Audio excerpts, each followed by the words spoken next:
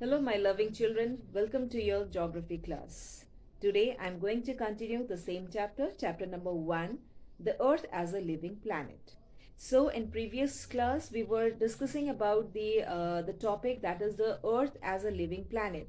So, only two topics were left: presence of atmosphere and presence of solid crust, that is lithosphere. So, today I'm going to explain you how these two spheres, or how these presence of atmosphere and presence of lithosphere is or how these layers make life possible on the earth, right? Okay, now so turn page number 14. I'm going to read it now. Presence of atmosphere. The presence of atmosphere around the earth is perhaps the most important factor making its environment suitable for living organisms. All, although a number of other planets also have atmosphere around them, they cannot sustain life because the composition of the atmosphere is not suitable for living beings. So we know that Earth has atmosphere. That is why Earth is a unique planet, and Earth has atmosphere means Earth is composed of different like it is composed of a mixture of gases. The atmosphere on the earth is made up of mixture of gases, right? So those gases are very much suitable to sustain life on the earth. So although other number of planets are also there in the solar system, but though and they have atmosphere also, but that atmosphere is not suitable for living, right? Living organism. Okay, therefore, it is peculiar composition of the Earth's atmosphere that makes Earth a living planet. Now, why Earth is a living planet, or why we can say that there's a composition, a particular or very specific composition of the Earth's atmosphere is there, which makes Earth as a living planet, because the most important element in the Earth's atmosphere for making life possible are oxygen, nitrogen, and carbon dioxide, right? So, oxygen is present in sufficient amount in the atmosphere, Earth's atmosphere, and all organisms need it for respiration, right? Nitrogen helps in keeping the atmosphere cool, and it is also one of the most important nutrients needed by plants, because nitrogen helps plants to grow, right? So nitrogen is also present in the earth's atmosphere, and which is very useful for the growth of plants. Now uh, and for cooling the atmosphere also, nitrogen is must. Nitrogen is helpful. Now carbon dioxide is also necessary for plant life on the earth, because we know that plant takes in carbon dioxide and emits out oxygen, right? So carbon dioxide is very essential element, and presence of all these elements, all these gases in the earth's atmosphere has made evolution of life possible on the earth. Now the atmosphere also acts as a protective layer around the earth, keeping temperature variations between day and night within a tolerable range. It also absorbs the harmful UV rays, ultraviolet rays, radiations coming from the sun. The atmosphere of the earth absorbs the terrestrial radiations emitted by the earth during the day, and thus keeps the earth warm during night. So this is very important phenomena, that the atmosphere of the earth absorbs some of the terrestrial radiations. So some of the terrestrial radiations means, we know that like during day during daytime, when sun radiates its heat, some of the heat is absorbed by the earth's atmosphere, right? Now earth's atmosphere, some of the heat is absorbed by the earth's atmosphere, and the earth's surface means there is a layer of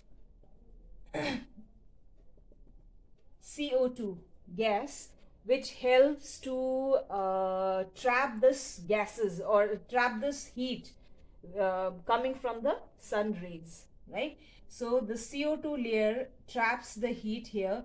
Thus we can say that the sun rays falls on the earth's surface, and now some of the heat is absorbed by the earth's surface, right? And this heat is trapped by CO2 gas. A layer of gas is there which is formed by CO2 gas. So this carbon dioxide layer trap that heat. That is why this makes, or this phenomena makes earth warm during night time also, right? So this is a simple phenomena of trapping terrestrial or absorbing terrestrial radiation. So this is terrestrial radiation by the earth's surface. Okay, now next is presence of lithosphere. So lithosphere is what? Solid crust. So lastly but not the least, Earth is terrestrial planet. It has a solid crust. Weathering of the rocks forming the surface of the earth provides soil layer which is essential for supporting plant life. Okay, how do soil form? Soil is formed by the weathering of solid rocks, right? So we know that soil is what? Soil is useful, essential for the growth of plants, because soil provides nutrients, various nutrients to plants for their growth, right? So plants in turn support all forms of animals' life directly and indirectly. We know that after the growth of plants, we human and other living creatures are directly or indirectly, we are dependent on those plants, right? So the layer of the rocks on the surface of the earth is known as lithosphere. The lithosphere is a source of all minerals. The minerals are very important for supporting the modern human civilization. It has been seen that the life on earth is sustained by a peculiar environmental conditions found here. The physical environment of the earth is made up of three important realms, that is atmosphere, hydrosphere and lithosphere. So the three important realms are there. One is hydrosphere, which is the layer of water. Hydro means water. Then we have another realm, that is atmosphere. That is what? It's a layer of air. And the third one is the realm of solid crust, that is lithosphere. Now these three realms together make a sphere, that is biosphere, right? Okay. Now these three realms meet in a narrow zone called biosphere. As I told you, all these three layers, when they meet in a zone, that narrow zone is known as biosphere.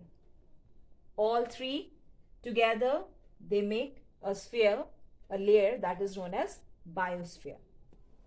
Now, all life on earth is confined to biosphere, where all physical requirements of life, minerals, air, water are available, right?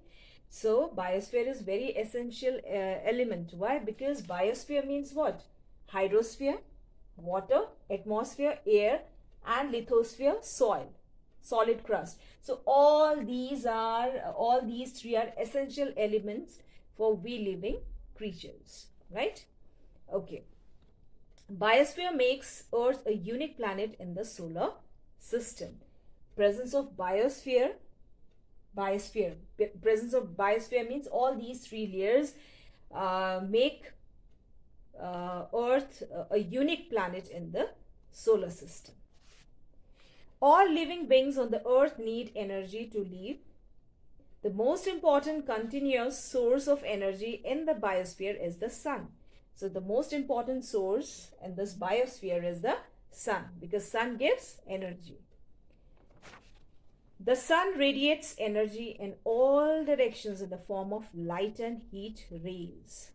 We know sun gives us light and heat. The source of this energy is the thermonuclear reactions taking place in the sun. However, of the total energy radiated from the sun, the earth receives less than 2 billionth part of the total. On an average, the earth receives about 2 gram calorie of energy per square centimeter per minute. So per minute, just underline this.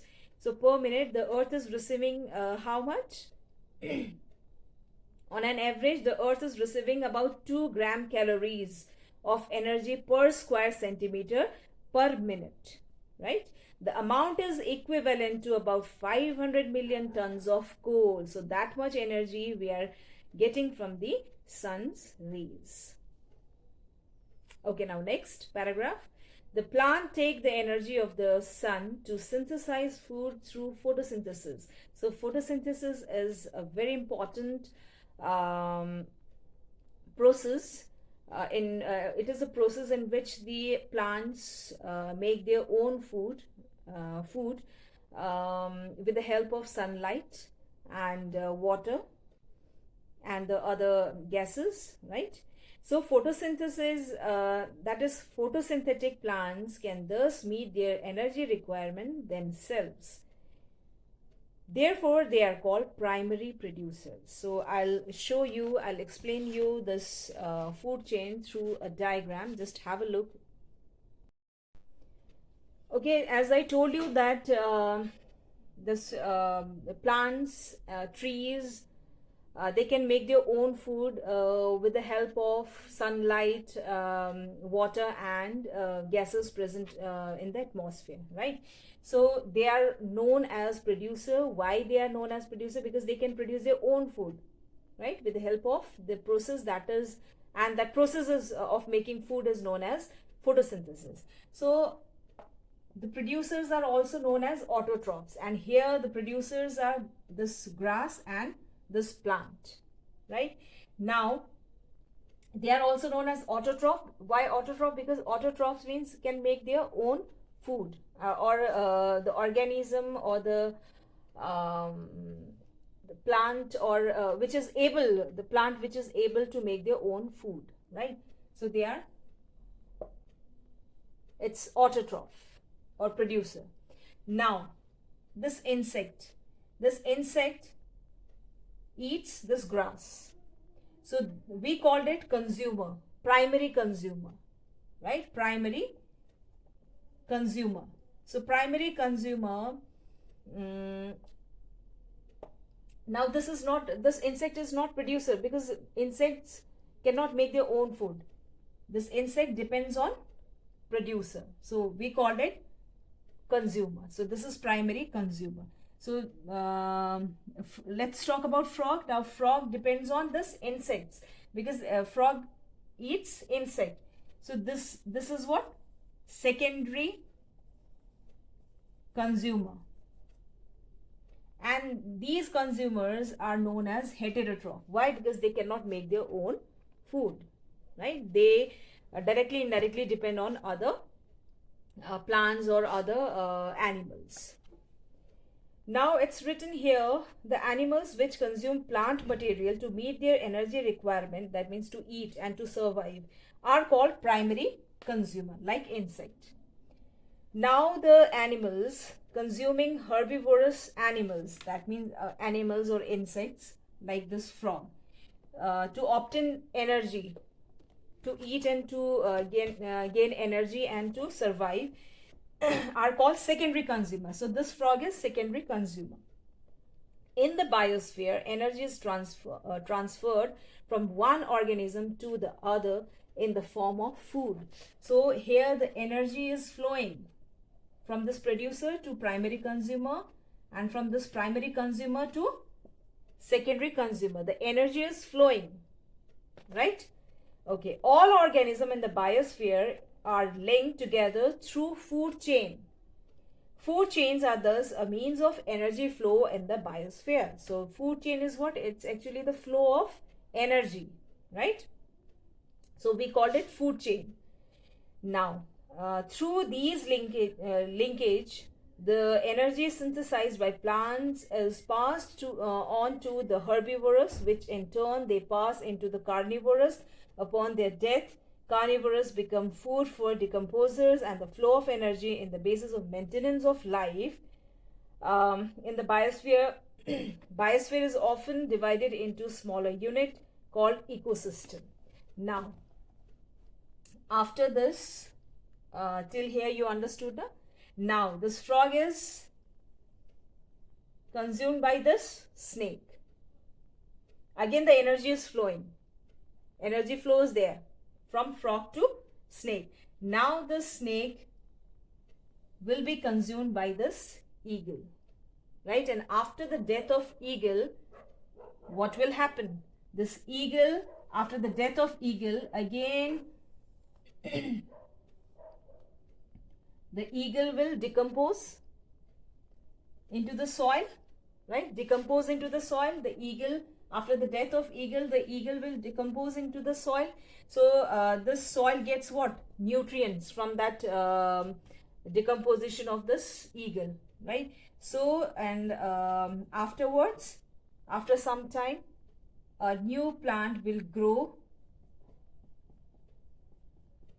there. So this kind of flowing of energy in the biosphere is known as what? A food chain. And the flow of energy at the basis of maintenance of life. So here there is basically there is a survival of life, maintenance of life in the biosphere. So biosphere is often divided into smaller unit called ecosystem. So an ecosystem is functioning system comprising of the physical environment and the organism in which food chains and energy flows produce a typical pattern of life. Tropical rainforest or savanna grassland are examples of typical ecosystem, right? So basically, what is an ecosystem? Ecosystem is a biological community of interacting organism and with their physical environment. Clear? So here energy flows, as well as it's interacting with the what? It's interactions or interacting with the organism to their physical as well as natural environment. So this whole is a ecosystem, right? Okay, now. Okay, one very important thing in this ecosystem is that if any one of the components in this ecosystem is or gets disturbed, then the whole ecosystem is going to be disturbed. For example, if there is no secondary consumer, if there is no secondary consumer, then what is going to be happen to this snake? It's obviously going to starve with the starve, and it's going to be extinct one day, right? Second thing, if let's suppose there is no tertiary consumer, then again the whole ecosystem is going to be disturbed because there is no tertiary consumer. Or if suppose there is no producer, then also the whole ecosystem is going to be disturbed, because without producer, primary or secondary or tertiary consumer are not going to survive. So if you are gonna disturb one component, any one of the components in this ecosystem, then whole ecosystem is, whole food chain, whole system is going to be disturbed, right? Okay. Okay, children, I hope you have understood the chapter. So, after watching this video, you just go through the chapter and revise it once again, right? If there is any query or any doubt, you just ask me through my school mail ID. So, I'll take your leave now. Till then, stay safe, stay healthy. Thank you.